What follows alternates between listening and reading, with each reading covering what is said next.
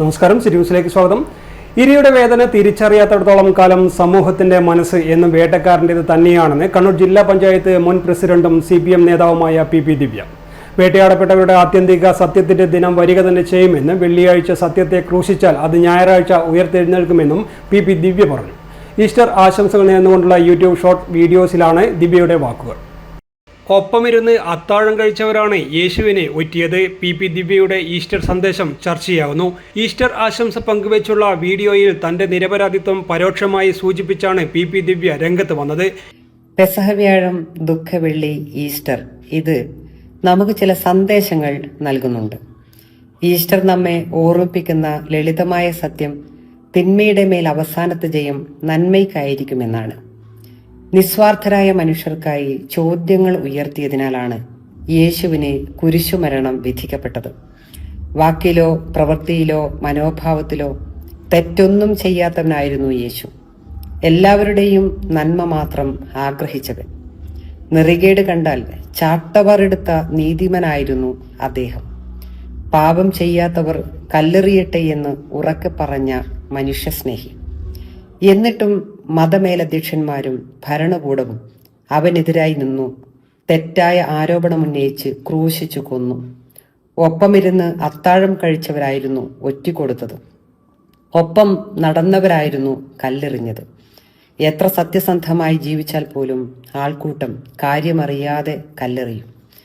എങ്കിലും നമ്മുടെ ജീവിതം സത്യസന്ധമാണെങ്കിൽ ഇന്നല്ലെങ്കിൽ നാളെ ഏത് പാതാളത്തിലാണെങ്കിലും കുതിച്ചുയർന്ന് ജീവിതത്തിലേക്ക് തിരിച്ചു വരാമെന്ന സന്ദേശമാണ് ഈസ്റ്റർ നൽകുന്നത്.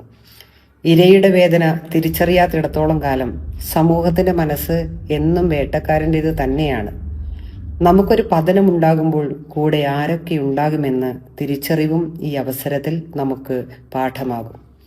മുൾക്കിരീടം അണിയുമ്പോഴും കുരിശിലേറ്റുമ്പോഴും മൂന്നാം നാൾ ഉയർത്തെഴുന്നേൽക്കുമെന്നറിഞ്ഞുകൊണ്ട് തന്നെ വിധിയേറ്റു വാങ്ങിയിട്ടുള്ള നന്മയുടെയും സ്നേഹത്തിൻ്റെയും നായകൻ നമ്മെ പഠിപ്പിക്കുന്നത് നിലപാടുകൾക്ക് മുൾക്കിരീടം അണിയേണ്ടി വന്നാലും കുരിശുമരണം വിധിച്ചാൽ ഒരു നാൾ ഉയർത്തെഴുന്നേൽക്കുക തന്നെ ചെയ്യും എന്ന്.